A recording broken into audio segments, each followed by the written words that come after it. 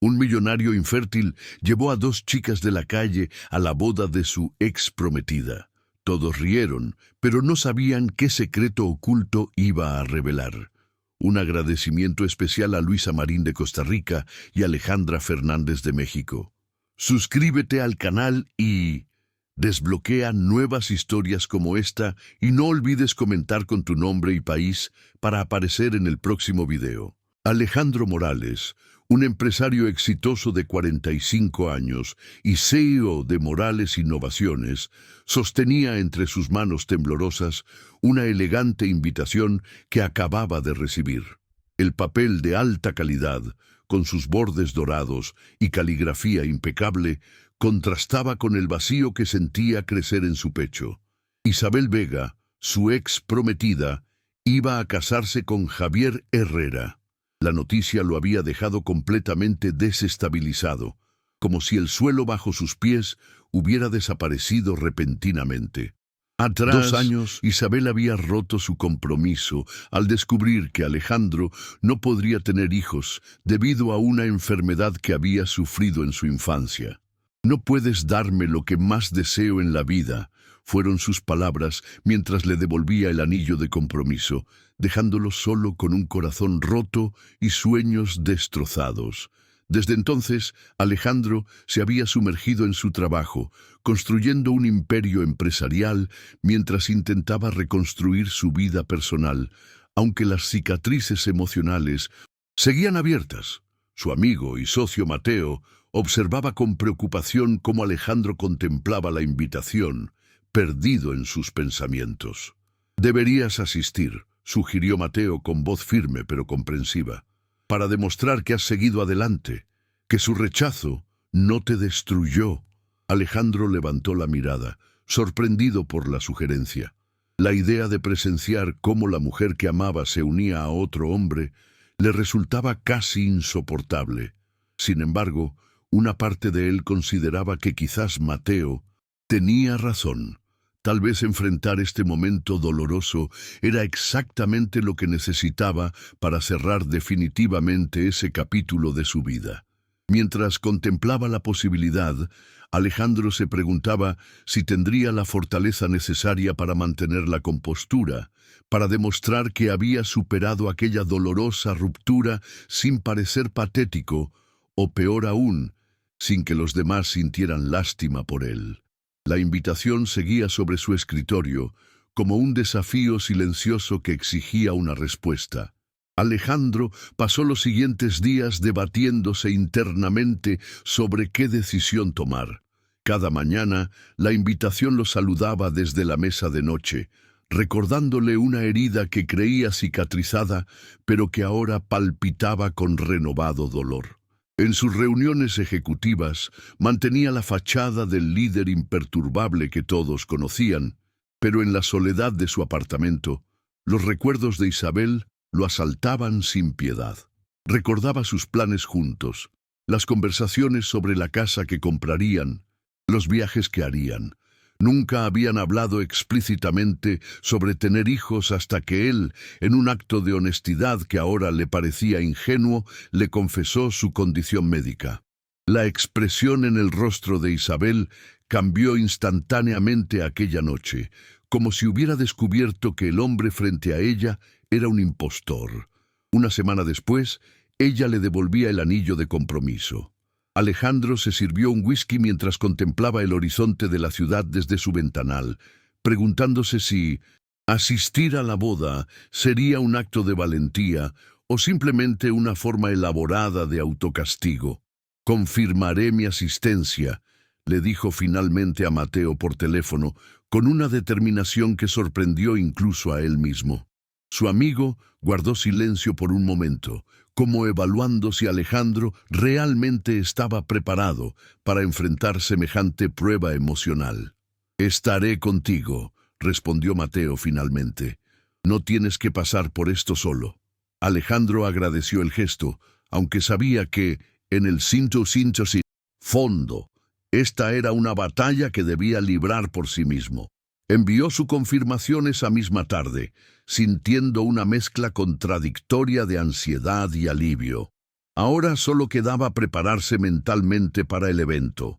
Necesitaría proyectar una imagen de éxito y serenidad, demostrarle a Isabel y a todos los presentes que su vida continuaba próspera a pesar del rechazo. Sin embargo, mientras organizaba mentalmente los detalles, una pregunta persistía en su mente. ¿Cómo enfrentaría realmente el momento de verla pronunciar sus votos a otro hombre? 2 días después de confirmar su asistencia a la boda, Alejandro salía de una cena de negocios cuando el cielo de la ciudad se abrió en una tormenta implacable. Corrió hacia su automóvil estacionado a unas cuadras, maldiciendo por haber olvidado su paraguas. Mientras avanzaba por las calles empapadas, algo captó su atención bajo la marquesina de un edificio abandonado. 2 pequeñas figuras se acurrucaban bajo lo que parecía ser una manta raída, buscando refugio de la lluvia torrencial. Algo en aquella imagen lo detuvo en seco. Eran 2 niñas, una de aproximadamente 10 años y otra que no parecía tener más de 6, ambas empapadas y temblando visiblemente. A pesar de la prisa por llegar a su vehículo, Alejandro sintió un impulso inexplicable que lo llevó a acercarse a ellas. Las pequeñas lo miraron con una mezcla de desconfianza y curiosidad, mientras él reducía la distancia entre ellos como si evaluaran si representaba una amenaza o una posible ayuda en medio de aquella noche inhóspita. ¿Están bien?, preguntó Alejandro, intentando que su voz sonara lo más amable posible mientras se refugiaba también bajo la marquesina. La niña mayor se colocó instintivamente delante de la pequeña, en un gesto protector que conmovió a Alejandro. «Estamos esperando a que pare la lluvia», respondió con una dignidad sorprendente para alguien de su edad. «Me llamo Lucía», añadió después de un momento de duda. «Y ella es mi hermana Sofía». La pequeña Sofía asomó tímidamente la cabeza por detrás de su hermana, abrazando con fuerza un oso de peluche desgastado que parecía haber conocido días mejores. Sus grandes ojos observaban a Alejandro con una mezcla de inocencia y recelo. A pesar de sus ropas húmedas y gastadas, ambas niñas mostraban una compostura y unos modales que parecían fuera de lugar en aquellas circunstancias. Alejandro notó que Lucía mantenía la barbilla ligeramente elevada, como si se negara a mostrar cualquier signo de debilidad ante un extraño, mientras protegía a su hermana del frío con un brazo firme alrededor de sus hombros. «¿Tienen hambre?», preguntó Alejandro, señalando una cafetería iluminada al otro lado de la calle. «Podría invitarlas a comer algo caliente mientras esperamos que la lluvia amaine». Lucía intercambió una mirada con su hermana antes de volver a fijar sus ojos en él, evaluándolo con una madurez impropia de su edad. «No aceptamos invitaciones de extraños», respondió con firmeza, aunque Alejandro pudo notar cómo Sofía miraba con anhelo hacia la cafetería.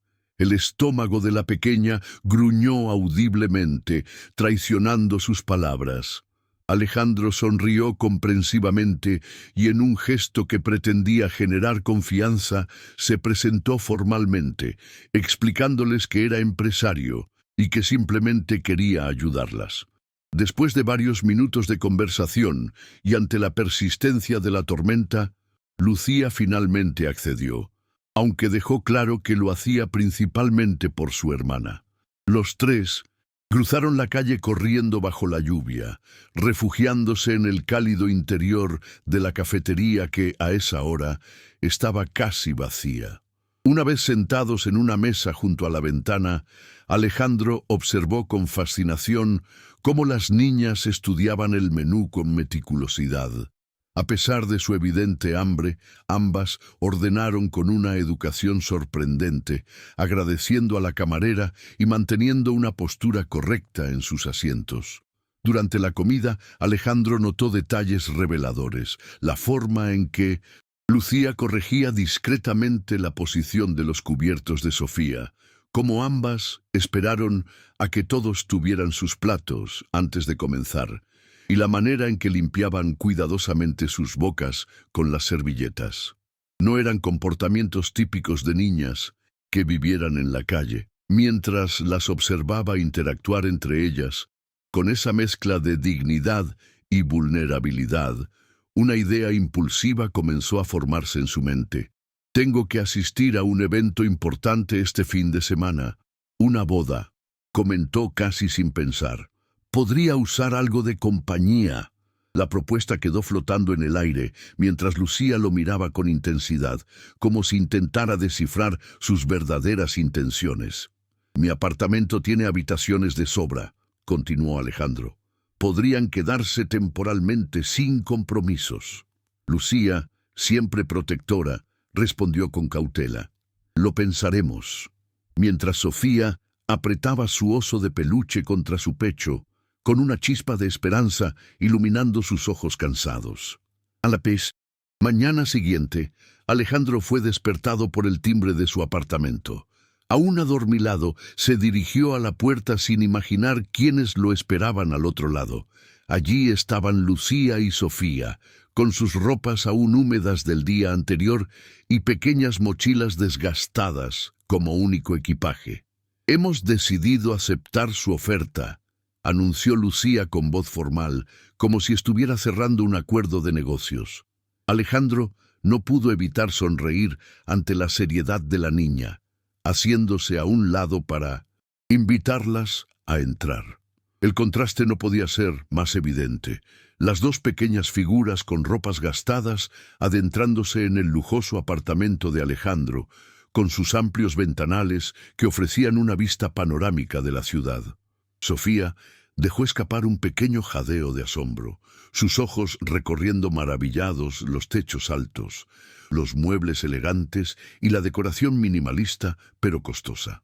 «Es como un castillo», exclamó la pequeña, olvidando momentáneamente su timidez. Lucía, por su parte, mantenía su expresión cauta, como si temiera que todo fuera a desaparecer si mostraba demasiado entusiasmo. «Les mostraré sus habitaciones», ofreció Alejandro, guiándolas por un pasillo decorado con obras de arte contemporáneo. Les asignó 2 habitaciones contiguas, ambas con baño privado y vistas a la ciudad. Sofía corrió inmediatamente hacia la ventana de su cuarto, presionando sus pequeñas manos contra el cristal, mientras contemplaba el paisaje urbano que se extendía ante ella. Lucía, sin embargo, permaneció en el umbral, observando la habitación con una mezcla de anhelo y desconfianza. «¿Por qué hace esto?», preguntó finalmente, sus ojos fijos en Alejandro con una intensidad desconcertante. La pregunta tomó por sorpresa al empresario, que se encontró buscando una respuesta sincera. «Supongo que todos necesitamos ayuda alguna vez», respondió después de un momento. «Y quizás también necesito compañía para este fin de semana». Algo en su tono debió convencer a Lucía, porque la niña asintió levemente antes de entrar finalmente en la habitación, permitiéndose tocar con cautela la suave colcha que cubría la cama. «Necesitarán ropa adecuada para la boda», comentó Alejandro, ya planeando mentalmente cómo conseguir un estilista que pudiera vestir apropiadamente a las niñas para el evento. Esa misma tarde, Alejandro organizó la visita de Gabriela, una estilista de confianza que llegó al apartamento cargada con diversas prendas para las niñas.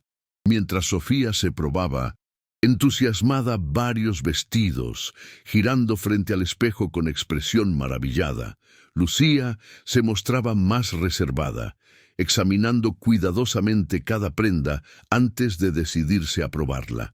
Fue durante estas pruebas cuando Alejandro notó algo intrigante. Lucía demostraba un conocimiento sofisticado sobre combinaciones de colores y texturas que resultaba sorprendente para una niña de su edad. El azul marino complementaría mejor los ojos de Sofía, sugirió con naturalidad cuando Gabriela presentó varias opciones, y quizás algún detalle en blanco para resaltar su tono de piel. La estilista intercambió una mirada de sorpresa con Alejandro, claramente impresionada por el comentario. Más tarde, cuando llegó el turno de Lucía, la niña examinó los vestidos con ojo crítico antes de señalar uno. ¿Tiene algo en verde esmeralda? Ese color siempre ha favorecido mi complexión. ¿Dónde aprendiste tanto sobre moda y combinaciones de colores?, preguntó Alejandro con genuina curiosidad, mientras Gabriela ajustaba el vestido verde que había encontrado para Lucía. La niña se tensó ligeramente antes de responder con una vaguedad estudiada. Libros. La biblioteca deja leer gratis a cualquiera. Sus ojos evitaron los de Alejandro, concentrándose en su reflejo en el espejo. Había algo en su respuesta que no encajaba completamente, pero Alejandro decidió no presionar. Durante los días siguientes, notó otros detalles reveladores. La forma en que Lucía corregía discretamente la postura de Sofía durante las comidas, cómo ambas niñas manejaban los cubiertos con una precisión que hablaba de una educación refinada, y la manera en que Sofía, casi inconscientemente, se sentaba al piano del salón una tarde, dejando que sus pequeños dedos acariciaran las teclas con familiaridad antes de apartarse rápidamente al notar la mirada de Alejandro. Estos comportamientos contrastaban dramáticamente con la situación en la que las había encontrado, generando en Alejandro una creciente curiosidad sobre el verdadero origen de las hermanas. Sin embargo, cada vez que intentaba indagar sutilmente, Lucía desviaba la conversación con una habilidad sorprendente para alguien de su edad. El día del casamiento amaneció con un cielo despejado y una suave brisa primaveral. Alejandro, impecablemente vestido con un traje hecho a medida, esperaba en el salón mientras las niñas terminaban de prepararse. Cuando finalmente aparecieron, la transformación resultó impactante. Sofía lucía radiante en su vestido azul marino con detalles blancos, tal como había sugerido Lucía. Su cabello, antes enmarañado, ahora caía en perfectos rizos alrededor de su rostro iluminado por una sonrisa genuina. Pero fue Lucía quien realmente captó la atención de Alejandro. El vestido verde esmeralda resaltaba el color de sus ojos y su cabello recogido en un elegante semimoño la hacía parecer mucho mayor que sus 10 años. Había en ella una gracia natural que ningún estilista podría crear, una presencia que sugería un origen muy distinto al de las calles donde la había encontrado. ¿Estamos presentables?, preguntó Lucía con una formalidad que contrastaba con la emoción apenas contenida de Sofía, quien giraba para mostrar cómo su vestido se movía. Alejandro asintió, momentáneamente sin palabras, antes de ofrecerles su mejor sonrisa.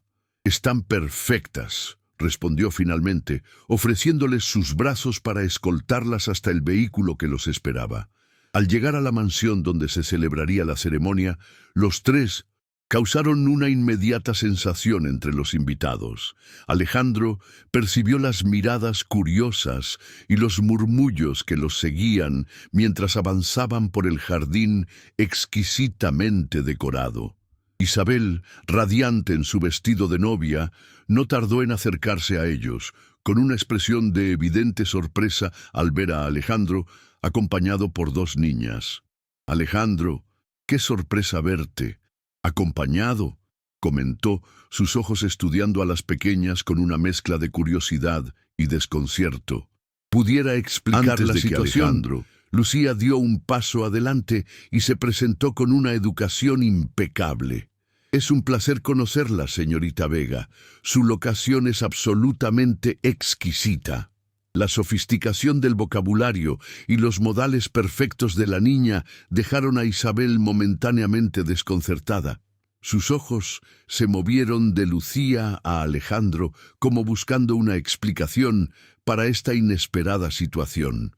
Sofía, por su parte, observaba fascinada los arreglos florales y la decoración, manteniendo su mano firmemente sujeta a la de Alejandro, como si temiera perderse en aquel mundo de lujo y elegancia que claramente la maravillaba. Durante la recepción, Alejandro mantuvo una fachada de serenidad mientras presentaba a las niñas a diversos conocidos, evitando dar explicaciones detalladas sobre su repentina aparición en su vida. La orquesta comenzó a tocar una pieza clásica, llenando el elegante salón con notas melodiosas que parecían flotar entre los invitados. Fue entonces cuando Tomás, invierno, tío de Isabel y un influyente banquero, se acercó al trío con una copa de champán en la mano. Sus ojos se detuvieron en Lucía con una intensidad inquietante.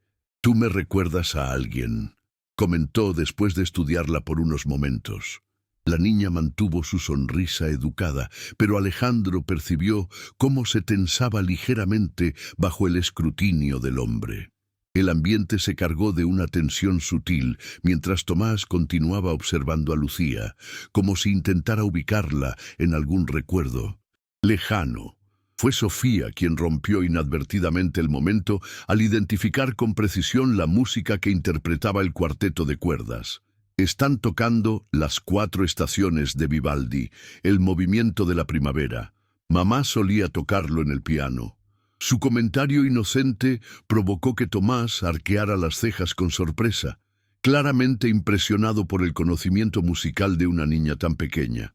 Isabel, del brazo de su ahora esposo Javier, no tardó en encontrar un momento para abordar a Alejandro en privado. Con una sonrisa tensa que no alcanzaba sus ojos, lo apartó hacia un rincón del jardín, lejos de oídos indiscretos. «¿Qué juego estás jugando, Alejandro?», cuestionó con voz controlada pero cargada de sospecha. Esas niñas obviamente provienen de familias adineradas, sus modales, sus conocimientos. No son niñas cualquiera que encontraste por ahí.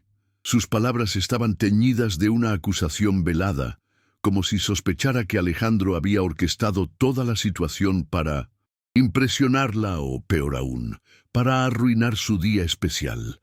Alejandro mantuvo la compostura, explicando brevemente el encuentro bajo la lluvia, sin entrar en detalles.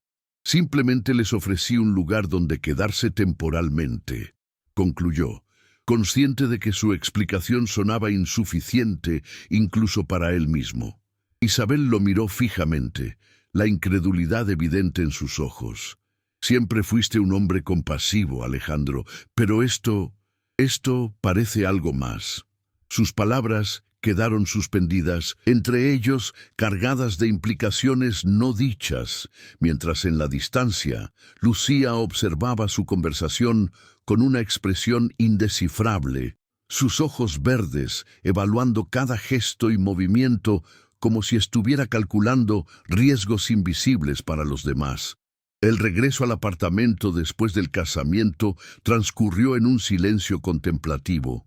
Las niñas, agotadas por la intensidad del día, se quedaron dormidas en el asiento trasero del vehículo. Alejandro las observaba por el retrovisor, preguntándose sobre los misterios que parecían rodearlas. La velada había dejado más preguntas que respuestas, y un presentimiento inquietante comenzaba a formarse en su mente. Al día siguiente, mientras las hermanas desayunaban tranquilamente, el teléfono de Alejandro sonó con insistencia. Era Mateo, su voz tensa y urgente al otro lado de la línea. «Necesito que enciendas el televisor ahora mismo. Canal de noticias», ordenó sin preámbulos. Confundido, Alejandro obedeció, y lo que vio lo dejó paralizado. Isabel, junto a un hombre mayor de aspecto severo, anunciaba una conferencia de prensa para esa misma tarde. El titular que corría por la parte inferior de la pantalla era devastador. Empresario acusado de secuestrar a las nietas del magnate Eduardo Blanco. Las piezas comenzaron a encajar con aterradora claridad mientras Mateo continuaba hablando. Según la versión oficial, secuestraste a las niñas como venganza contra Isabel. Están diciendo que son Lucía y Sofía Blanco, nietas del poderoso empresario Eduardo Blanco. Con el corazón martilleando en su pecho, Alejandro se volvió hacia las niñas, que habían dejado de comer y observaban la televisión con expresiones que oscilaban entre el miedo y la resignación. ¿Es cierto?, preguntó con voz queda. ¿Son ustedes las nietas de Eduardo Blanco? El silencio que siguió fue respuesta suficiente. Finalmente, Lucía dejó escapar un suspiro de derrota y asintió lentamente. «No queríamos mentirte», comenzó. Su voz repentinamente, pequeña y vulnerable, tan diferente de la seguridad que había mostrado hasta entonces. «Pero teníamos miedo de que nos devolvieras con él si sabías quiénes éramos realmente». Alejandro apagó el televisor y se sentó frente a ellas, intentando mantener la calma a pesar de la gravedad de la situación. «Necesito saber toda la verdad ahora», dijo con firmeza, pero sin dureza. «Si voy a ayudarlas, tengo que entender exactamente a qué nos enfrentamos». Fue entonces cuando las hermanas finalmente revelaron su historia. Tras la muerte de sus padres en un trágico accidente aéreo 6 meses atrás, su abuelo Eduardo Blanco había asumido la custodia temporal. Lo que debía ser un arreglo para protegerlas se había convertido en una pesadilla cuando descubrieron que el anciano estaba desviando dinero de su herencia a cuentas en el extranjero y planeaba separar a las hermanas, además de desmantelar la empresa de arquitectura que su padre había construido con tanto esfuerzo. Papá siempre dijo que el abuelo era un hombre ambicioso, continuó Lucía, sus ojos verdes nublados por recuerdos dolorosos. Pero después del accidente cambió completamente con nosotras. Comenzó a controlar cada aspecto de nuestras vidas. Nos aisló de nuestros amigos y familiares de mamá.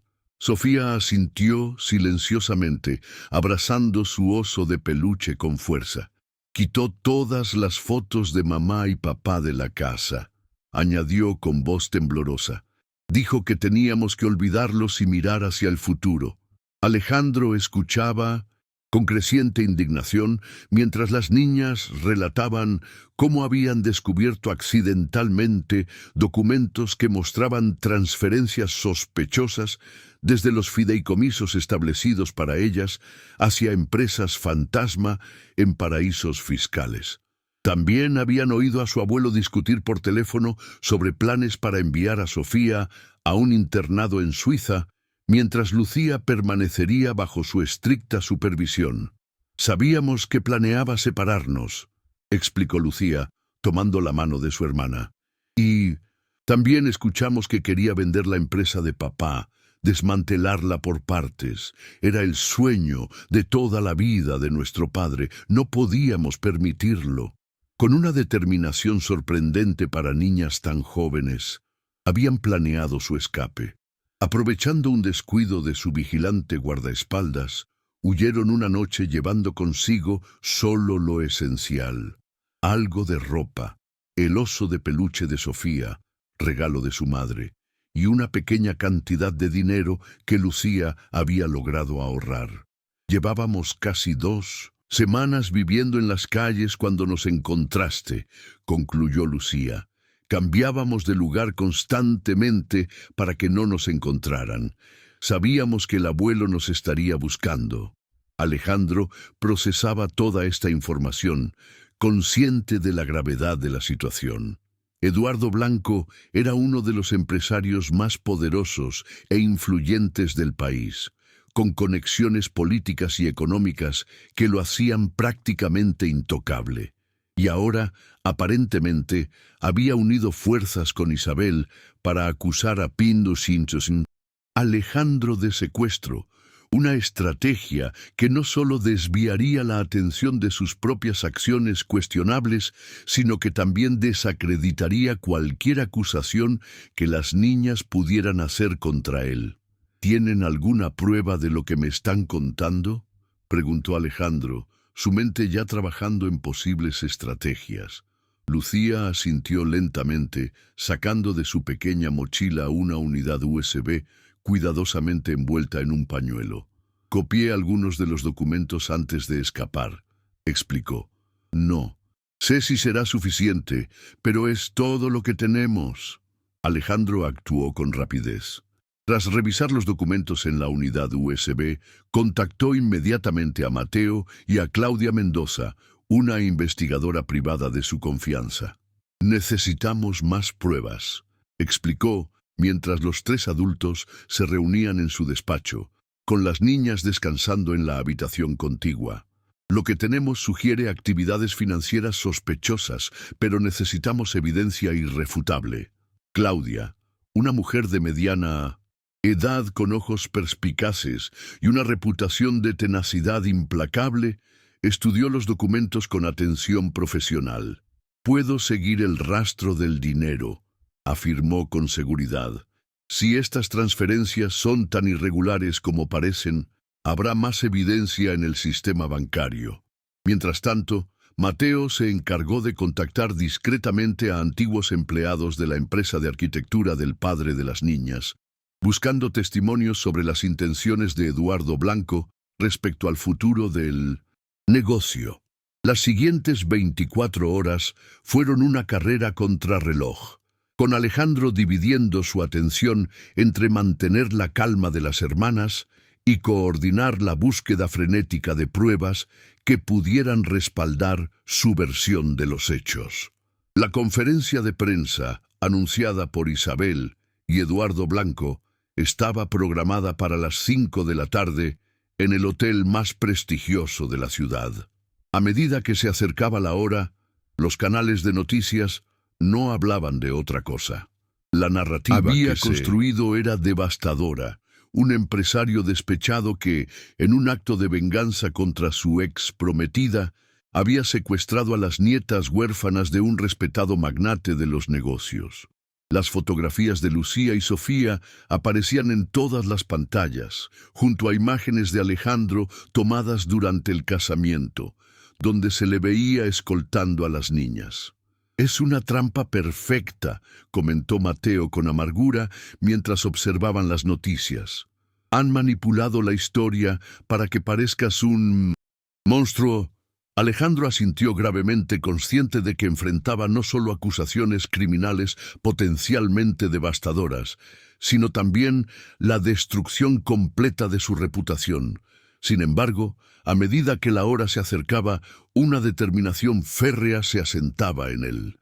Las llamadas de Claudia habían confirmado sus sospechas. Había encontrado un patrón sistemático de desvío de fondos desde las cuentas fiduciarias de las niñas. Además, Mateo había conseguido testimonios de 3 ex ejecutivos de la empresa de arquitectura que confirmaban los planes de desmantelamiento.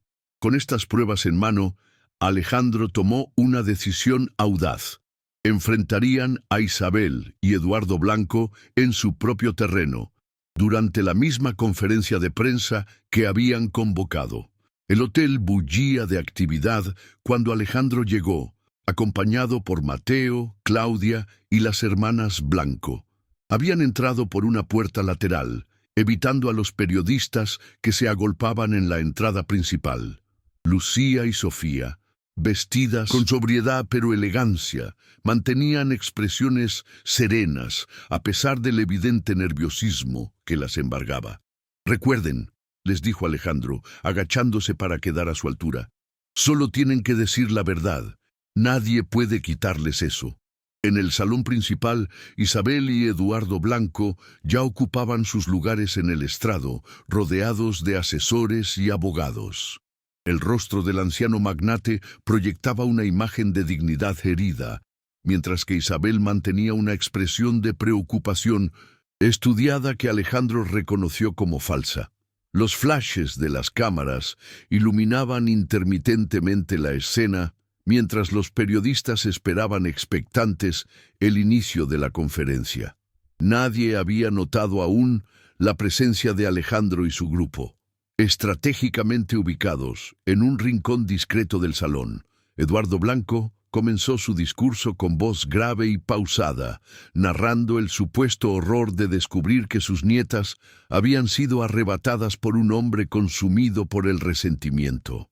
Describió a Alejandro como un individuo peligroso que había manipulado a las niñas para vengarse de Isabel, quien aparentemente había sido su empleada años atrás, antes de romper su compromiso al descubrir aspectos perturbadores de su personalidad. La fabricación era tan elaborada como maliciosa, entretejiendo elementos de verdad con mentiras calculadas para destruir completamente la credibilidad de Alejandro. Isabel tomó entonces el micrófono, su voz quebrada por una emoción que parecía genuina incluso para Alejandro, quien la conocía mejor que nadie. «Me culpo cada día por no haber visto las señales», declaró dramáticamente. «Nunca imaginé que su obsesión llegaría a este extremo, poniendo en peligro a dos niñas inocentes». Fue en ese momento cuando los murmullos indignados recorrían la sala y los periodistas tomaban notas frenéticamente, cuando Alejandro dio un paso adelante, emergiendo de las sombras con Lucía y Sofía flanqueándolo a cada lado. Un silencio atónito cayó sobre la audiencia mientras avanzaban hacia el estrado. El rostro de Eduardo Blanco perdió todo color al ver a sus nietas caminando voluntariamente junto al hombre al que acababa de acusar de secuestro, mientras Isabel quedaba paralizada, el micrófono aún en su mano. «Creo que las protagonistas de esta historia merecen ser escuchadas», anunció Alejandro con voz clara y firme, rompiendo el silencio estupefacto que había caído sobre la sala. Los periodistas se recuperaron rápidamente de la sorpresa, girando sus cámaras hacia los recién llegados mientras los flashes se intensificaban.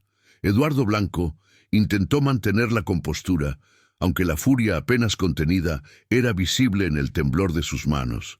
«Alejandro», siseó entre dientes, «esto es un nuevo nivel de manipulación, incluso para ti». Isabel, por su parte, había retrocedido varios pasos, su rostro una máscara de confusión y alarma. Fue Lucía quien tomó la iniciativa, avanzando hacia uno de los micrófonos con una dignidad sorprendente para alguien de su edad. «Mi nombre es Lucía Blanco», comenzó con voz clara que, aunque ligeramente temblorosa, resonó por toda la sala. «Y quiero aclarar que nadie nos secuestró. Mi hermana y yo escapamos de la casa de nuestro abuelo por nuestra propia voluntad, porque temíamos por nuestro futuro y por el legado de nuestros padres». Un murmullo de asombro recorrió la audiencia mientras Lucía relataba, con precisión y elocuencia, los eventos que habían llevado a su huida, el descubrimiento de los documentos que evidenciaban el desvío de fondos, las conversaciones escuchadas sobre la separación de las hermanas y el desmantelamiento de la empresa familiar. Sofía permanecía a su lado, asintiendo ocasionalmente y añadiendo detalles con voz más suave, pero igualmente determinada. «El señor Mendoza nos encontró por casualidad», explicó Lucía, señalando a Alejandro. «Nos ofreció refugio sin saber quiénes éramos realmente. Nosotras le ocultamos nuestra identidad porque temíamos que nos devolviera con nuestro abuelo si descubría la verdad». Los periodistas tomaban notas frenéticamente, mientras las cámaras capturaban la expresión cada vez más descompuesta de Eduardo Blanco. Fue entonces cuando Claudia Mendoza dio un paso adelante, distribuyendo entre los periodistas copias de los documentos financieros que habían recopilado, junto con declaraciones juradas de los ex ejecutivos de la empresa de arquitectura. Estos registros muestran claramente un patrón sistemático de desvío de fondos desde las cuentas fiduciarias establecidas para las niñas, explicó con precisión profesional. Y estos testimonios confirman los planes para desmantelar la empresa fundada por su padre, contraviniendo explícitamente las disposiciones testamentarias. El caos se desató en la sala de conferencias. Los periodistas se abalanzaron sobre los documentos distribuidos por Claudia, mientras los flashes de las cámaras se intensificaban, capturando la transformación en el rostro de Eduardo Blanco, de la indignación fingida al pánico real en cuestión de segundos. Isabel, completamente pálida, buscaba con la mirada a su recién estrenado esposo, quien observaba la escena con evidente consternación desde un lateral del estrado. «Esto es un montaje», bramó finalmente Eduardo, intentando recuperar el control de la situación. Esos documentos son falsificaciones. Mis nietas han sido claramente manipuladas. Sin embargo, su voz carecía de la convicción y autoridad que lo habían caracterizado durante décadas en el mundo empresarial. Los guardaespaldas del magnate comenzaron a moverse hacia Alejandro y las niñas, pero se detuvieron en seco cuando varios periodistas se interpusieron, bombardeando a Eduardo con preguntas cada vez más incisivas sobre las acusaciones financieras. En medio del tumulto, Mateo se acercó discretamente a Alejandro. «La policía está en camino», murmuró. «Los contacté justo antes de entrar, con copia de toda la documentación. Deberían llegar en cualquier momento». Efectivamente, minutos después, un grupo de oficiales uniformados ingresó a la sala, acompañados por dos individuos de traje que se identificaron como fiscales de la Unidad de Delitos Económicos. El oficial al mando, una mujer de mediana edad con expresión severa, solicitó silencio antes de dirigirse directamente a Eduardo Blanco. «Señor Blanco, tenemos una orden judicial para acceder a sus registros financieros y los de las empresas vinculadas a los fideicomisos de 1900. Lucía y Sofía Blanco», anunció con voz autoritaria. «También necesitaremos que nos acompañe para responder algunas preguntas relacionadas con posibles irregularidades fiscales y malversación de fondos». La expresión de Eduardo se descompuso completamente, mientras sus abogados se agrupaban a su alrededor en un intento desesperado de controlar los daños. Isabel, por su parte, se había acercado a Alejandro, sus ojos suplicantes. «No sabía nada de esto», susurró con urgencia. «Eduardo me dijo que realmente había secuestrado a las niñas, que tenía pruebas». Alejandro la miró fijamente, buscando la verdad en aquellos ojos que una vez había amado. «¿Y le creíste tan fácilmente?», preguntó con una mezcla de tristeza y decepción. «¿Realmente pensaste que yo sería capaz de algo así?». La respuesta de Isabel quedó ahogada por el renovado alboroto cuando Eduardo Blanco, en un arrebato de furia, intentó abandonar la sala, solo para ser detenido firmemente por dos oficiales. Las siguientes horas transcurrieron en un torbellino de declaraciones, entrevistas y procedimientos legales. Alejandro, Lucía y Sofía fueron escoltados a una comisaría cercana, no como sospechosos, sino como testigos clave en la investigación que se abría contra Eduardo Blanco. En una sala privada, las niñas relataron nuevamente su historia, esta vez ante funcionarios de servicios sociales y un juez de menores especialmente designado para el caso. Alejandro permaneció a su lado en todo momento, convertido ya no solo en su protector circunstancial, sino en su defensor más firme. «Lo que más nos preocupa ahora», explicó a los funcionarios, «es garantizar que las niñas permanezcan juntas y que el legado de sus padres sea protegido hasta que alcancen la mayoría de edad». El juez, una mujer de expresión compasiva pero mirada aguda, escuchaba atentamente mientras tomaba notas detalladas.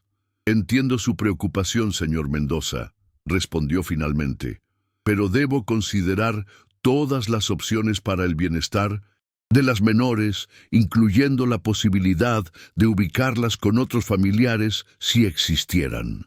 Fue entonces cuando Sofía, quien había permanecido relativamente callada durante la mayor parte del proceso, habló con voz clara y decidida. «No tenemos más familia», afirmó. «Los padres de mamá fallecieron hace años y el único hermano de papá vive en Australia y apenas lo conocemos». Lucía asintió añadiendo: «Desde que murieron nuestros padres, el único adulto que realmente se ha preocupado por nosotras ha sido Alejandro, y eso que apenas nos conoce». Sus palabras, pronunciadas con una sinceridad desarmante, provocaron un silencio reflexivo en la sala. El juez observó detenidamente a las niñas y luego a Alejandro, como evaluando una posibilidad que comenzaba a tomar forma en su mente. Señor Mendoza, dijo finalmente, ¿estaría usted dispuesto a asumir temporalmente la responsabilidad por las niñas mientras se resuelve esta situación? Sería una custodia provisional, por supuesto, sujeta a evaluaciones periódicas y supervisión del tribunal. La pregunta tomó a Alejandro por sorpresa. Había estado tan concentrado en proteger a las hermanas de su abuelo que no había considerado seriamente qué sucedería después. Miró a Lucía y Sofía, cuyos ojos se habían iluminado con esperanza ante la propuesta del juez, y sintió una certeza absoluta formarse en su interior.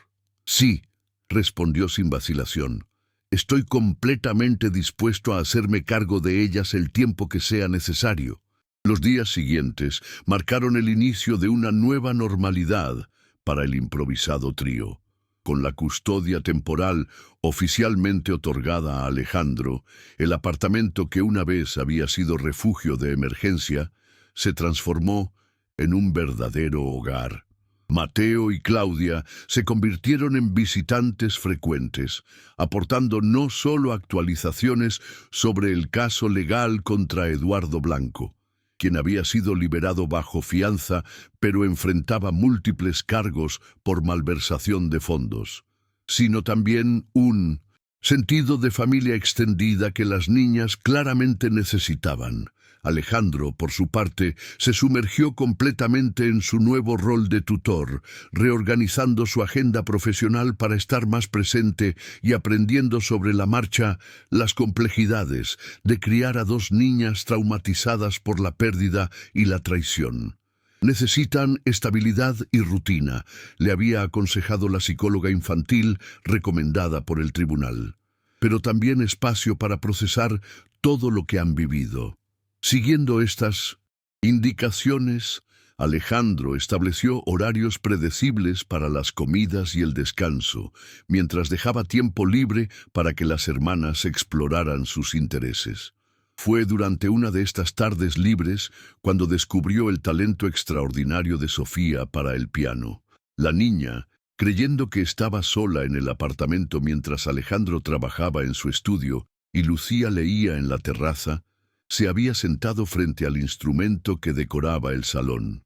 Sus pequeños dedos comenzaron a moverse sobre las teclas con sorprendente destreza, interpretando una pieza de Chopin con una sensibilidad que dejó a Alejandro paralizado en el umbral de la puerta. «Mi madre era concertista», explicó Sofía cuando finalmente notó su presencia, un rubor tiñendo sus mejillas. «Me enseñó desde que tenía 4 años». Alejandro se acercó lentamente, sentándose junto a ella en el banco del piano. «Es hermoso», comentó con genuina admiración. «¿Te gustaría continuar con tus lecciones?» Los ojos de Sofía iluminaron ante la sugerencia. «¿Podría...?» El abuelo dijo que era una pérdida de tiempo, que debía concentrarme en materias más prácticas. La indignación que Alejandro sintió ante este comentario quedó mitigada por la oportunidad que representaba, una forma concreta de demostrarle a Sofía que sus pasiones serían respetadas y fomentadas en este nuevo hogar. «Por supuesto que puedes», afirmó con convicción. «De hecho, conozco a un excelente profesor que estaría encantado de trabajar contigo». La sonrisa radiante de Sofía fue toda la recompensa que necesitaba. Lucía, por su parte, revelaba gradualmente una mente analítica y estratégica que asombraba a Alejandro. Una tarde, mientras revisaba algunos planos para un nuevo proyecto, la encontró observando atentamente sobre su hombro. «Ese ángulo no funcionará con la luz natural», comentó casualmente la niña, señalando una sección del diseño. «Generará sombras incómodas durante la tarde». Alejandro estudió el plano con renovada atención y comprendió que tenía razón. «¿Cómo lo sabes?», preguntó genuinamente curioso. Lucía se encogió de hombros, con una modestia que contrastaba con la agudeza de su observación. «Papá siempre hablaba de la importancia de la luz en sus diseños. Me llevaba a sus proyectos y me explicaba cómo funcionaba cada espacio». Sus ojos se nublaron momentáneamente con el recuerdo. Decía que algún día trabajaríamos juntos. Alejandro sintió una punzada de empatía ante la pérdida que resonaba en aquellas palabras. Sin pensarlo demasiado, le ofreció una silla junto a la suya. «¿Te gustaría ayudarme con esto?», propuso, extendiendo un lápiz hacia ella. Podría usar una perspectiva fresca. La expresión de Lucía se transformó, la melancolía dando paso a un interés genuino, mientras tomaba el lápiz y comenzaba a sugerir modificaciones con una intuición sorprendente para alguien de su edad. A medida que pasaban las semanas, Alejandro descubrió que estas interacciones, aparentemente pequeñas pero significativas, estaban forjando vínculos más profundos que cualquier arreglo formal de custodia. Las niñas comenzaban a confiar no solo en su protección, sino en su genuino interés por sus vidas y bienestar. Las pesadillas que habían atormentado a Sofía durante las primeras noches se volvieron menos frecuentes, y Lucía, quien inicialmente mantenía una distancia emocional calculada, comenzaba a relajar sus defensas. Una noche, mientras cenaban juntos, Sofía planteó la pregunta que había estado flotando silenciosamente entre ellos. ¿Cuánto tiempo podremos quedarnos contigo? La simplicidad de la pregunta contrastaba con la complejidad de las emociones que provocó en Alejandro. Legalmente, su custodia era temporal, sujeta a revisión por parte del tribunal. La investigación contra Eduardo Blanco continuaba, pero eventualmente se resolvería de una manera u otra. «No lo sé con exactitud», respondió honestamente, consciente de que las niñas merecían la verdad. «Pero mientras dependa de mí, pueden quedarse todo el tiempo que quieran». Lucía lo observó con esa intensidad penetrante tan característica suya. «¿Y si quisiéramos quedarnos para siempre?», preguntó, su voz mezclando vulnerabilidad y desafío a partes iguales. La pregunta quedó suspendida en el aire, cargada de implicaciones que iban mucho más allá de arreglos legales temporales. «Para siempre es mucho tiempo», respondió Alejandro con una sonrisa suave. Aunque su corazón latía acelerado ante la magnitud de lo que Lucía estaba realmente preguntando. «Pero si eso es lo que ustedes quieren, haré todo lo posible para que suceda». No era una promesa vacía. Durante las últimas semanas, había estado consultando discretamente con abogados especializados en derecho familiar sobre la posibilidad de solicitar la custodia permanente. Los obstáculos eran considerables. No tenía relación biológica con las niñas. Su situación como soltero trabajando en una profesión exigente no era ideal según los estándares tradicionales de los servicios sociales, y existía la posibilidad de que aparecieran otros familiares reclamando derechos. Sin embargo, el vínculo que se había formado entre ellos era innegable, y los informes de la psicóloga que atendía a las hermanas destacaban repetidamente el ambiente positivo y sanador que Alejandro había creado. La conversación fue interrumpida por el timbre del teléfono. Era Mateo, su voz tensa al otro lado de la línea. «Tenemos un problema», anunció sin preámbulos. «Carlos Blanco, el hermano del padre de las niñas, acaba de llegar de Australia. Está reclamando la custodia». La noticia cayó como un balde de agua fría. Alejandro había escuchado menciones ocasionales sobre este tío distante, pero las propias niñas habían afirmado que apenas lo conocían. «¿Qué sabemos de él?», preguntó, alejándose ligeramente para que Lucía y Sofía no pudieran escuchar la conversación. Mateo suspiró audiblemente. «No mucho. Emigró a Australia hace más de 15 años. Tiene una empresa de importación aparentemente exitosa. Está casado, sin hijos propios. Según los registros, mantenía contacto esporádico con su hermano». La información era escasa, pero suficiente para encender alarmas en la mente de Alejandro. El timing de esta aparición repentina era, cuanto menos, sospechoso. «¿Crees que Eduardo podría estar detrás de esto?», cuestionó en voz baja. «Es posible», concedió Mateo. «Sería una estrategia inteligente si no puede recuperar directamente el control sobre las niñas y sus bienes Un familiar manipulable sería la siguiente mejor opción. Alejandro sintió una determinación férrea a sentarse en su interior. Necesito conocerlo, decidió. Organiza una reunión lo antes posible. Al colgar, encontró a Lucía observándolo fijamente desde la mesa, su expresión revelando que había captado suficiente de la conversación para entender que algo significativo estaba ocurriendo. ¿Quién era?, preguntó directamente. Alejandro dudó solo un instante antes de decidir que la honestidad seguía siendo la mejor política. «Era Mateo», explicó regresando a la mesa. «Parece que su tío Carlos ha regresado de Australia y quiere conocerlas». La reacción de las niñas fue reveladora. Sofía pareció genuinamente sorprendida, mientras que el rostro de Lucía se endureció con sospecha inmediata. «Apenas lo conocemos», confirmó la mayor de las hermanas.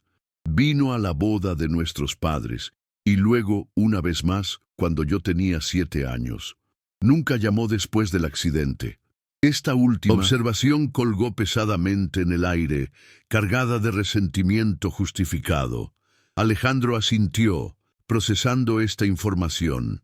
«¿Les gustaría verlo?», preguntó, consciente de que, independientemente de sus propias sospechas, las niñas tenían derecho a conocer a su familiar superviviente. Lucía y Sofía intercambiaron miradas, comunicándose silenciosamente de esa manera especial que tienen los hermanos cercanos. «Supongo que podríamos», respondió finalmente Lucía, aunque su tono carecía de entusiasmo. «Pero no queremos irnos contigo», añadió Sofía rápidamente, su mano buscando instintivamente la de Alejandro sobre la mesa. El gesto, tan simple pero tan cargado de confianza, reforzó su determinación de proteger a las hermanas, no solo de amenazas evidentes como Eduardo Blanco, sino también de cualquier intento más sutil de separarlas de lo que ahora consideraban su hogar. El encuentro con Carlos Blanco se organizó para el día siguiente en un café neutral, bajo la supervisión trabajadora social designada por el tribunal. Alejandro llegó temprano, acompañado por las niñas y Mateo, quien insistió en estar presente como apoyo legal. Carlos llegó puntualmente, un hombre de unos 45 años, con un notable parecido físico al padre de las niñas, según mostraban las fotografías que Alejandro había visto. Vestía con elegancia casual y proyectaba una cordialidad que parecía estudiada. «Mis sobrinas», exclamó al verlas, abriendo los brazos en un gesto que invitaba a un abrazo que ninguna de las hermanas correspondió. Un destello de irritación cruzó brevemente su rostro antes de ser reemplazado por una sonrisa comprensiva. «Entiendo que esto debe ser extraño para ustedes», continuó, tomando asiento frente a ellas. «Han pasado por tanto en tan poco tiempo». Su acento australiano era leve pero perceptible, y su mirada evaluaba constantemente el entorno, deteniéndose con particular interés en Alejandro. «Usted debe ser el señor Mendoza», dijo finalmente, extendiendo su mano. «Quiero agradecerle por cuidar de mis sobrinas durante esta difícil situación».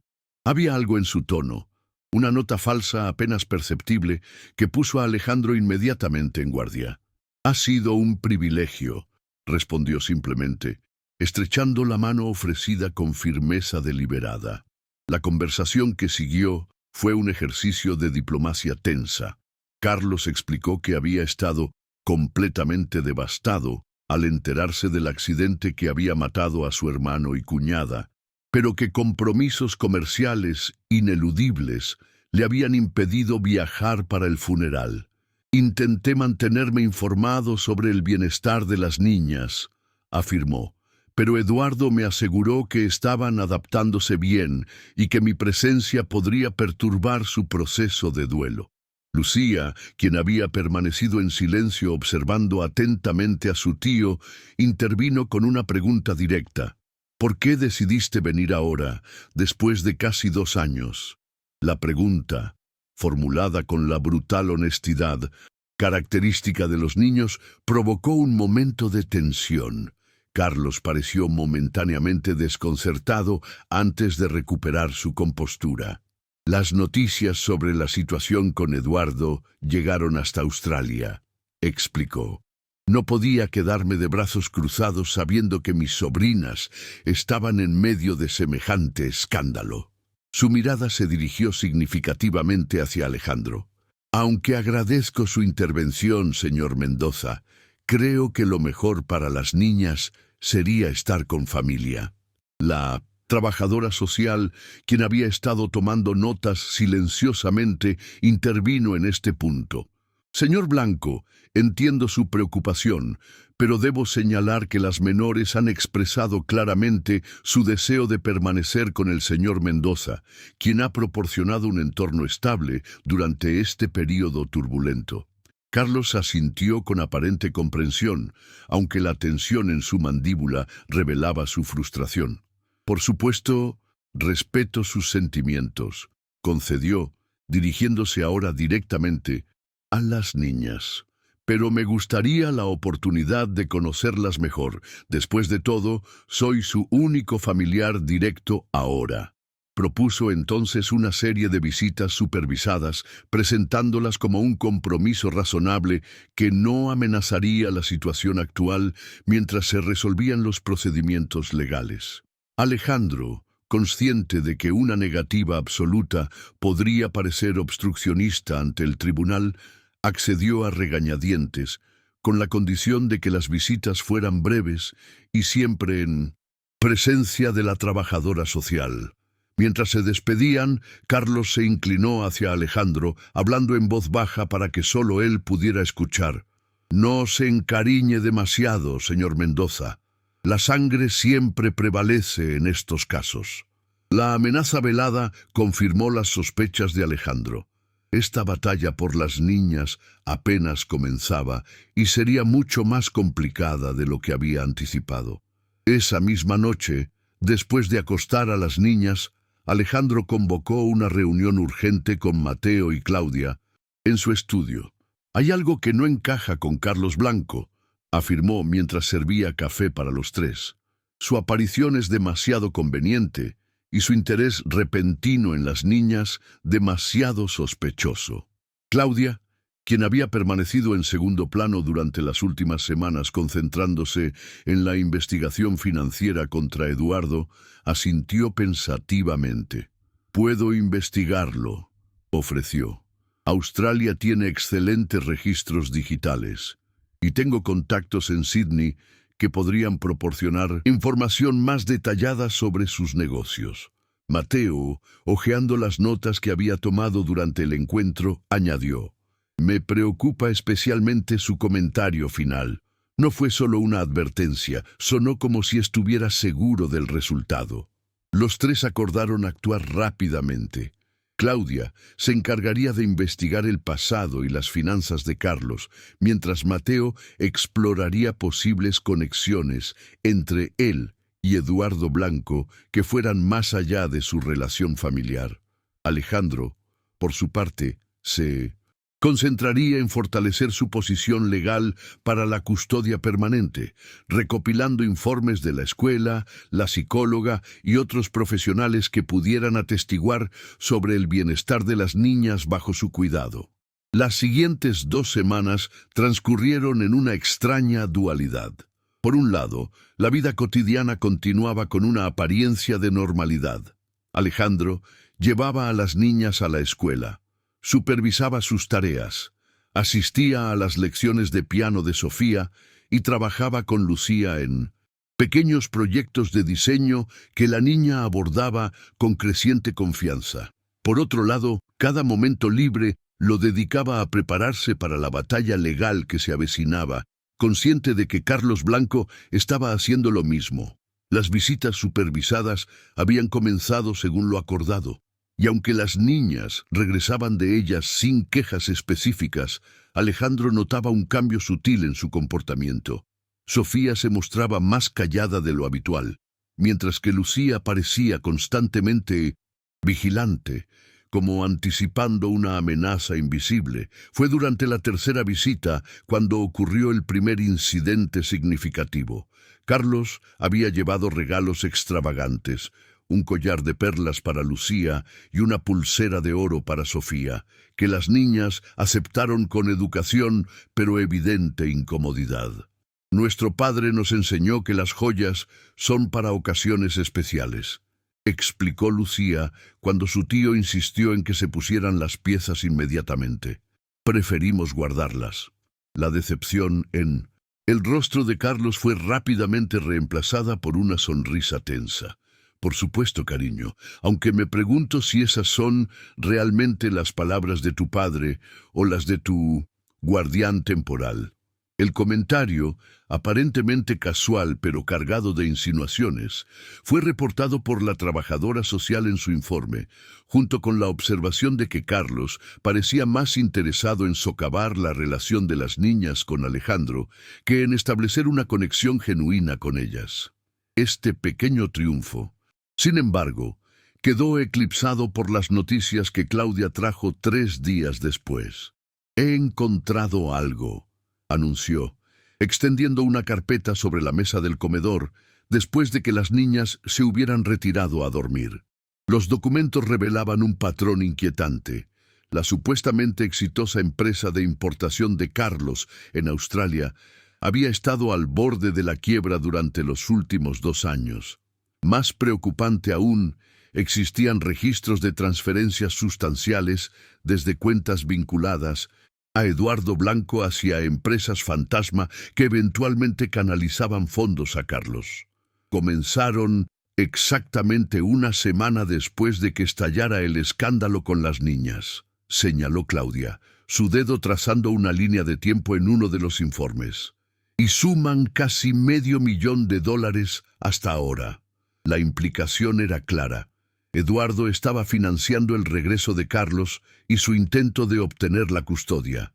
«Es un testaferro», concluyó Mateo, su expresión oscureciéndose. «Eduardo sabe que no puede recuperar directamente el control sobre el fideicomiso de las niñas, así que está usando a Carlos como proxy». La revelación confirmaba sus peores sospechas, pero también presentaba un dilema estratégico. Utilizar esta información en el tribunal expondría la conspiración, pero también alertaría a Eduardo y Carlos, dándoles tiempo para cubrir sus huellas o fabricar explicaciones. «Necesitamos más», decidió Alejandro después de una larga deliberación. «Algo que no puedan explicar fácilmente, preferiblemente en sus propias palabras». Claudia asintió, comprendiendo inmediatamente. «Podría intentar interceptar sus comunicaciones», sugirió, aunque su tono indicaba las complicaciones legales que esto implicaría. Mateo, siempre el pragmático del grupo, propuso una alternativa.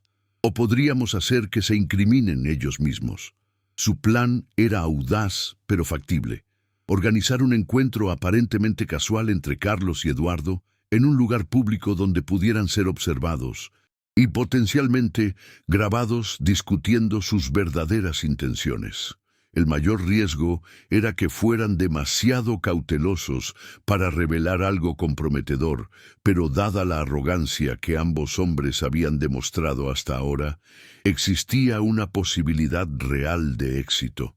«Hagámoslo», decidió finalmente Alejandro, «pero necesitamos ser extremadamente cuidadosos. Si esto sale mal, podría perjudicar permanentemente nuestro caso». Lo que ninguno de ellos mencionó, pero todos entendían, era que el verdadero costo de un fracaso no sería legal sino emocional. La posibilidad de que Lucía y Sofía fueran separadas de la única persona que realmente se preocupaba por su bienestar. El plan se puso en marcha con precisión meticulosa. Mateo, utilizando sus contactos en el mundo legal, logró obtener información sobre la agenda de Eduardo Blanco.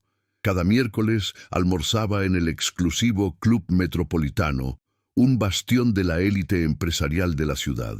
A través de manipulaciones sutiles que involucraron a un conocido común, consiguieron que Carlos recibiera una invitación para unirse al club como miembro visitante, con acceso precisamente el día y hora del almuerzo habitual de Eduardo.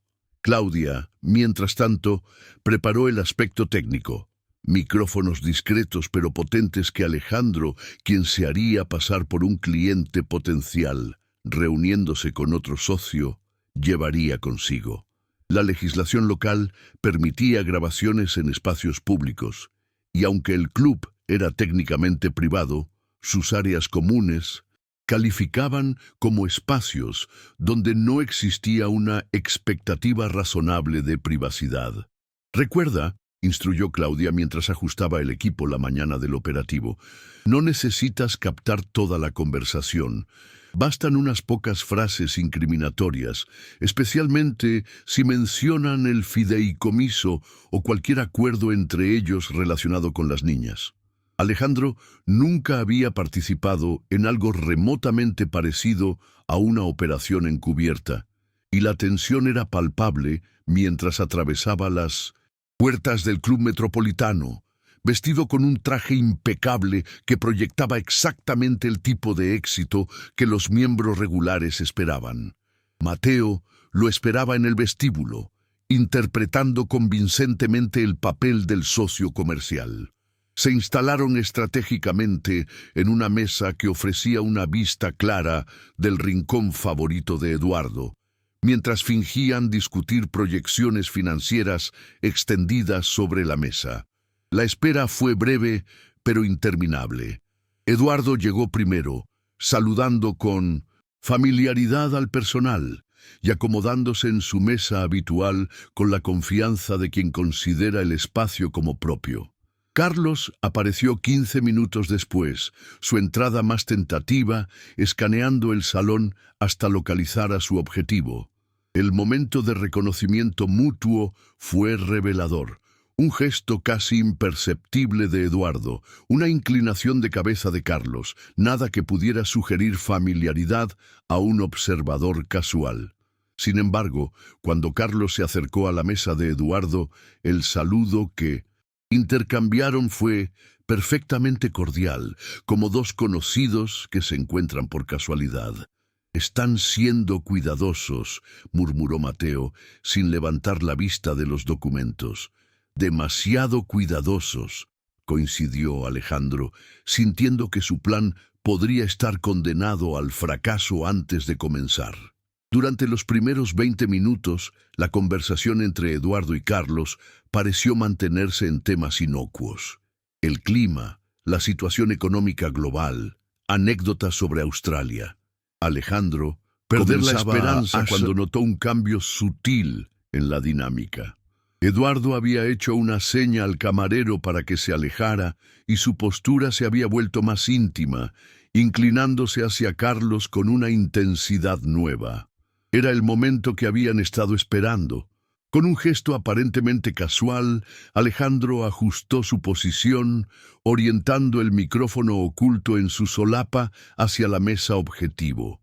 Las palabras comenzaron a llegar con claridad sorprendente a través del diminuto auricular en su oído. «¿Y progreso con las niñas?», estaba preguntando Eduardo, su voz baja, pero perfectamente audible en la grabación. La respuesta de Carlos fue igualmente reveladora.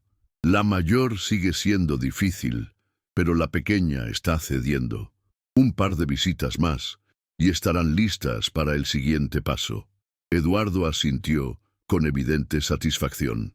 «Excelente. Recuerda, una vez que tengas la custodia, necesitaremos mover rápidamente los activos. El fideicomiso tiene cláusulas que podemos explotar antes de que cumplan cierta edad». Carlos pareció momentáneamente preocupado. «Y Mendoza ha construido un caso sólido». La risa de Eduardo fue breve y despectiva. «Mendoza es un sentimental. Los tribunales siempre favorecen a la familia biológica, especialmente cuando el candidato alternativo es un soltero sin experiencia con niños.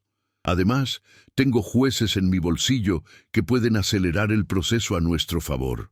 Cada palabra quedaba registrada con perfecta claridad, construyendo una evidencia irrefutable de la conspiración. Alejandro y Mateo mantuvieron sus expresiones neutrales, continuando su falsa reunión mientras la conversación incriminatoria proseguía, revelando detalles específicos sobre cómo planeaban manipular el sistema legal y eventualmente desviar los fondos del fideicomiso hacia empresas controladas por Eduardo. «Suficiente», murmuró finalmente Mateo, cuando la conversación comenzó a derivar hacia otros temas. «Tenemos más que suficiente». Con la misma calma, estudiada con que habían entrado, recogieron sus documentos y se prepararon para salir. Fue entonces cuando ocurrió el desastre.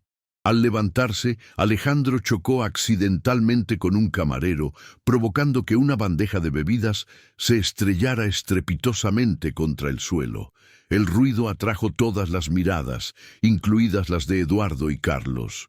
Por un instante terrible, los ojos de Eduardo se encontraron directamente con los de Alejandro y una chispa de reconocimiento iluminó su rostro, seguida inmediatamente por una sospecha aguda. Sin perder la compostura, Alejandro se disculpó profusamente con el camarero, dejó una generosa propina para compensar el incidente y continuó su salida con Mateo, consciente de que Eduardo los seguía con la mirada. «Nos ha reconocido», confirmó Mateo una vez que estuvieron en la seguridad relativa del estacionamiento. «Tenemos que movernos rápido, muy rápido». Las siguientes horas fueron una carrera contra el tiempo, mientras Claudia procesaba y aseguraba la grabación, creando múltiples copias de respaldo en diferentes ubicaciones. Mateo activó sus contactos en la Fiscalía y el Tribunal de Familia. «Necesitamos una audiencia de emergencia», insistió durante una llamada tensa con la jueza que supervisaba el caso de las niñas. «Tenemos evidencia concreta de una conspiración para defraudar a menores bajo protección judicial».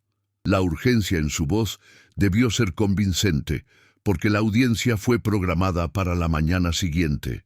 Alejandro, mientras tanto, enfrentaba un dilema más personal. Debía informar a las niñas sobre estos desarrollos o protegerlas de más ansiedad. Después de consultar brevemente con la psicóloga que las atendía, optó por una verdad parcial. «Mañana tendremos una audiencia importante en el tribunal», les explicó durante la cena, manteniendo un tono deliberadamente casual. «Es posible que finalmente podamos resolver la situación con su tío Carlos». Lucía, perspicaz como siempre, detectó inmediatamente que había más en la historia. «¿Ha pasado algo?», preguntó directamente. Alejandro consideró sus opciones y decidió que merecían saber lo esencial. «Hemos descubierto que su tío y su abuelo han estado trabajando juntos, y no precisamente en su mejor interés», explicó, eligiendo cuidadosamente sus palabras. «Mañana presentaremos pruebas de esto ante la jueza». La reacción de las niñas fue sorprendentemente medida, como si esta traición adicional fuera simplemente la confirmación de algo que ya sospechaban. «El abuelo siempre consigue lo que quiere», comentó Sofía con una resignación impropia de su edad. «Encuentra a personas que hagan lo que él dice». Lucía, por su parte, mostró una determinación feroz. «¿Podemos ir contigo mañana?», solicitó. «Queremos estar allí». Aunque la presencia de menores en este tipo de audiencias no era habitual, Alejandro comprendió la importancia simbólica de su petición. Después de haber sido tratadas como peones en un juego de adultos, las hermanas querían reclamar su agencia, ser testigos del momento en que la verdad saliera a la luz. «Hablaré con la jueza», prometió. «No puedo garantizar que les permitan estar presentes durante toda la audiencia, pero haré todo lo posible». Esa noche, mientras las niñas dormían, Alejandro permaneció despierto preparándose para el día siguiente, repasando mentalmente cada argumento, anticipando contraataques. Lo que no podía prever era el movimiento desesperado que Eduardo Blanco estaba planeando. Un último intento por mantener el control que pondría en peligro todo lo que habían construido. La mañana de la audiencia amaneció con una lluvia persistente que parecía presagiar la tormenta que se avecinaba en la sala del tribunal. Alejandro, Mateo y Claudia llegaron temprano, acompañados por las niñas vestidas con sobria formalidad para la ocasión. La jueza Ramírez, conocida por su aguda inteligencia y escasa tolerancia para las manipulaciones legales, había accedido a la solicitud de permitir que las hermanas permanecieran en una sala adyacente durante la audiencia con la posibilidad de ser llamadas si se consideraba apropiado. «Recuerden», les dijo Alejandro mientras se preparaban para separarse, «pase lo que pase hoy, estamos juntos en esto». Lucía asintió con gravedad, mientras Sofía se aferraba momentáneamente a su mano antes de seguir a la asistente judicial que las conduciría a su sala de espera. La audiencia comenzó puntualmente, con la notable ausencia de Eduardo Blanco, representado únicamente por su abogado, un hombre de expresión impasible y reputación cuestionable. Carlos, sin embargo, estaba presente, proyectando una imagen de confianza que se desmoronó visiblemente cuando Mateo presentó la grabación como evidencia principal. Los primeros compases de la conversación incriminatoria resonaron en la sala, provocando un silencio sepulcral, seguido por un murmullo de indignación entre los presentes. «Su señoría», intervino abruptamente Eduardo, el abogado de objeto la admisibilidad de esta evidencia. Fue obtenida mediante engaño y sin el consentimiento de mis clientes. La jueza Ramírez observó la grabadora con expresión pensativa antes de responder. «Consejero, como bien sabe, en espacios públicos no existe expectativa razonable de privacidad. El Club Metropolitano, aunque privado en su membresía, califica como espacio público para estos efectos». Su mirada se dirigió entonces hacia Carlos, quien parecía haber envejecido años en cuestión de minutos. «Señor Blanco, ¿desea responder a las acusaciones contenidas en esta grabación?». Carlos miró desesperadamente hacia el abogado de Eduardo, quien le indicó con un gesto sutil que guardara silencio. «Me acojo a mi derecho a no autoincriminarme, su señoría», respondió finalmente, confirmando con su silencio la autenticidad de la evidencia. La jueza estaba a punto de continuar cuando las puertas de la sala se abrieron violentamente. Eduardo Blanco irrumpió en el recinto, seguido por dos hombres de aspecto intimidante. «Esto es una farsa», vociferó, ignorando los llamados al orden del oficial de la corte. «Esas niñas me pertenecen, su fortuna me pertenece por derecho». Su rostro, congestionado por la ira, revelaba una desesperación que iba más allá de la pérdida de control sobre el fideicomiso. Había algo más, algo que Alejandro no había anticipado. «Señor Blanco», la voz de la jueza Ramírez cortó el aire como un látigo. «Contrólese inmediatamente o será retirado de mi sala». Los oficiales de seguridad ya se movían hacia Eduardo, pero él parecía más allá de toda consideración racional. «Ustedes no entienden», continuó, señalando acusadoramente hacia Alejandro. «Él no tiene derecho. Yo soy quien sacrificó todo por la empresa familiar. Mi hijo murió por mi culpa, y ahora lo único que me queda son esas niñas». La confesión involuntaria provocó un jadeo colectivo en la sala. Mateo y Claudia intercambiaron miradas de asombro, mientras Alejandro sentía que el suelo se movía bajo sus pies. «¿Está usted admitiendo responsabilidad en la muerte de su hijo y su nuera, señor Blanco?», preguntó la jueza, su voz deliberadamente calmada, pero cargada de gravedad. El rostro de Eduardo reflejó el súbito reconocimiento del abismo que había abierto con sus propias palabras. «Yo no quise decir», balbuceó, pero el daño estaba hecho. Uno de los hombres que lo acompañaban, que Alejandro reconoció ahora como su guardaespaldas personal, intentó sacarlo de la sala, pero los oficiales judiciales intervinieron rápidamente, bloqueando su salida. Su señoría, intervino Mateo, recuperándose primero de la conmoción. A la luz de esta confesión, solicitamos que se dicte una orden de protección permanente que prohíba cualquier contacto entre Eduardo Blanco y las menores. La jueza asintió gravemente. Concedido. Además, ordeno la detención inmediata del señor Eduardo Blanco para investigación por posible implicación en las muertes de Antonio y Elena Blanco. Mientras los oficiales procedían a esposar a Eduardo, quien parecía haber colapsado en sí mismo, un grito ahogado desde la puerta lateral atrajo la atención de todos. Lucía estaba allí, pálida como un fantasma, con Sofía aferrada a su brazo. Habían escuchado todo.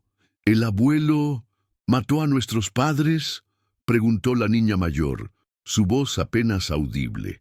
Alejandro se movió instantáneamente hacia ellas, colocándose entre las hermanas y la escena caótica que se desarrollaba en la sala. «No lo sabemos». Él con certeza respondió con honestidad mientras las guiaba hacia la salida. Pero ahora la policía investigará lo que realmente sucedió. Lucía asintió lentamente, procesando la información con una madurez dolorosa. «Siempre supe que había algo más», murmuró. «Papá estaba preocupado las semanas antes del accidente. Lo escuché discutir con mamá sobre documentos que había encontrado, algo sobre desvío de fondos en la empresa. Esta revelación, compartida en el momento más inesperado, habría una nueva dimensión en la tragedia que había marcado sus vidas. Las semanas siguientes transcurrieron en un torbellino de declaraciones, investigaciones y revelaciones. La confesión parcial de Eduardo en la sala del tribunal había abierto la caja de Pandora, llevando a una revisión exhaustiva del accidente que había matado a los padres de las niñas. Los investigadores descubrieron que los frenos del vehículo habían sido manipulados profesionalmente, un sabotaje sutil que garantizaba un fallo catastrófico en las curvas pronunciadas de la carretera costera. Las transferencias bancarias, rastreadas por Claudia, proporcionaron el eslabón final. Pagos sustanciales a un exmecánico con antecedentes penales que, confrontado con la evidencia, confesó haber sido contratado por Eduardo para asegurarse de que el coche no llegara a su destino. El motivo, como Lucía había intuido, estaba relacionado con documentos incriminatorios que Antonio había descubierto. Pruebas de que su padre había estado desviando fondos de la empresa familiar durante años, comprometiendo su estabilidad financiera y utilizando métodos cada vez más desesperados para ocultar el agujero creciente en las cuentas. Antonio había amenazado con llevar el caso a las autoridades si su padre no se retiraba voluntariamente y aceptaba un programa de tratamiento para su adicción al juego, el vicio oculto que había precipitado toda la tragedia. Para las niñas, estas revelaciones representaban una nueva capa de dolor, pero también una forma de cierre. «Al menos ahora sabemos», comentó Lucía durante una de sus sesiones con la psicóloga a la que Alejandro asistía como apoyo. «No fue un accidente, no fue mala suerte, fue porque papá intentó hacer lo correcto». Esta comprensión, aunque devastadora, les permitía honrar la memoria de sus padres de una manera que antes no había sido posible. Sofía, quien había permanecido mayormente silenciosa durante este proceso, encontró su propia forma de procesar lo ocurrido. A través de la música. Comenzó a componer pequeñas piezas para piano, melodías sencillas pero profundamente emotivas, que expresaban lo que las palabras no podían.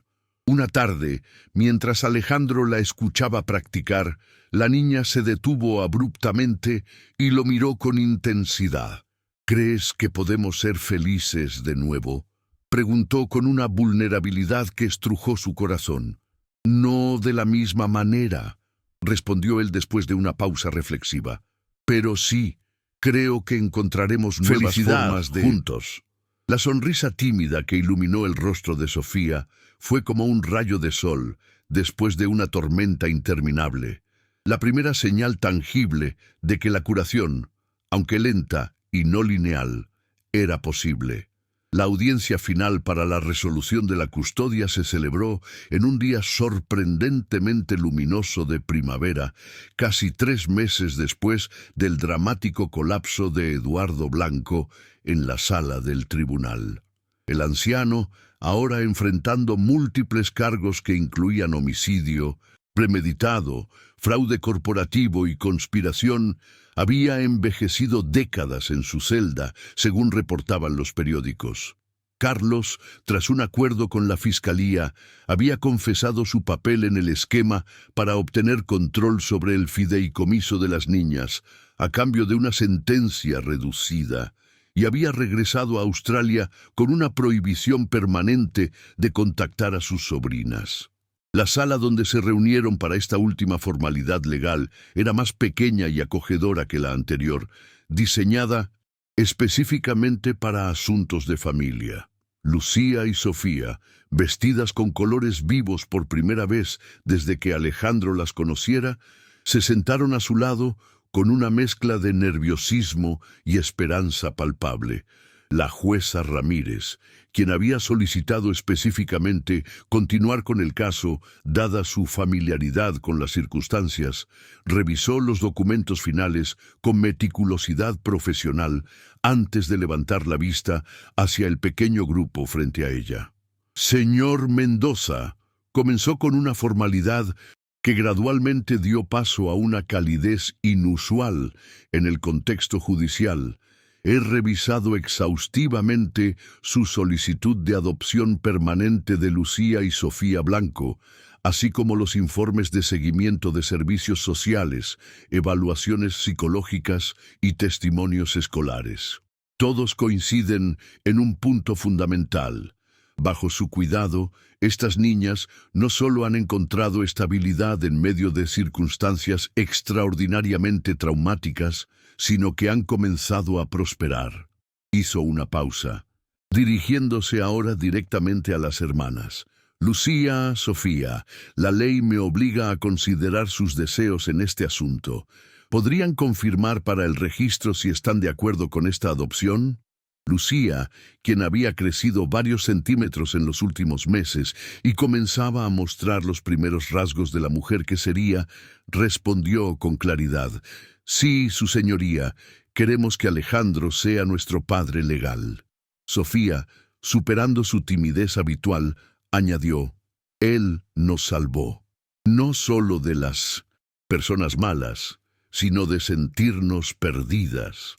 La simplicidad de su declaración provocó un nudo en la garganta de Alejandro, quien tuvo que hacer un esfuerzo consciente para mantener la compostura.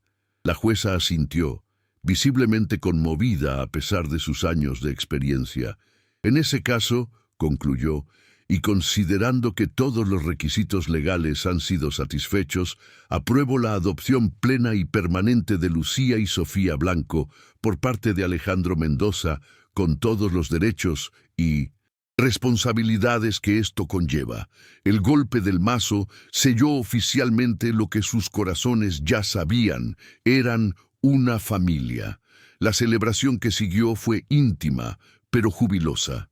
Mateo y Claudia, quienes habían sido pilares fundamentales durante toda la odisea, se unieron a ellos en el pequeño restaurante italiano que las niñas habían elegido para la ocasión.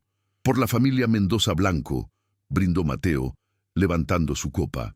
«Por los nuevos comienzos», añadió Claudia, quien recientemente había aceptado un puesto permanente en el estudio jurídico de Mateo, abandonando definitivamente su carrera en finanzas corporativas por un trabajo que, según sus propias palabras, realmente importa. Las niñas, disfrutando del privilegio excepcional de beber sidra en copas de champán, participaron en el brindis con solemnidad mezclada con risas. Durante el postre, Lucía sorprendió a todos extrayendo un pequeño paquete de su mochila. «Sofía y yo queríamos darte algo», explicó, deslizando el regalo hacia Alejandro, «para marcar el día». Dentro de la caja, cuidadosamente envuelta, Encontró un marco de plata con una fotografía que no recordaba haber visto antes. Él mismo dormido en el sofá de la sala, con ambas niñas acurrucadas a su lado, también dormidas, después de una de sus maratones de películas. La imagen capturaba perfectamente la confianza y seguridad que habían desarrollado juntos, un momento de paz robado en medio del caos que había sido su vida. Claudia la tomó hace unos meses, explicó Sofía. Dijimos que era para un proyecto escolar, pero en realidad la guardamos para hoy. Aquella noche, después de acostar a las niñas, ahora oficialmente sus hijas, Alejandro permaneció largo rato en el pasillo entre sus habitaciones, escuchando los sonidos familiares de su respiración acompasada. Recordó aquel primer día en su oficina, cuando un caso aparentemente rutinario había transformado irrevocablemente el curso de 3 vidas. Pensó en los desafíos que aún tenían por delante. El proceso de sanación continuaría durante años. Habría días difíciles, momentos en que el pasado volvería a hacerse presente con su carga de dolor. Pero también habría cumpleaños, graduaciones, primeros amores, decepciones y triunfos que compartirían juntos. La casa que había comprado pensando solo en sí mismo se había convertido en un hogar lleno de vida, de risas ocasionales y lágrimas necesarias, de música de piano y proyectos de diseño esparcidos por la mesa del comedor. Al dirigirse finalmente a su propia habitación, Alejandro se detuvo frente a la fotografía que ahora ocupaba un lugar de honor en el pasillo. No era la familia que había imaginado tener algún día, pero era perfecta en su imperfección, forjada en el fuego de la adversidad y más fuerte por ello. «Gracias», murmuró hacia el universo que, a través de caminos insondables, los había reunido. Luego apagó las luces y se retiró a descansar, sabiendo que mañana comenzaría verdaderamente el resto de sus vidas.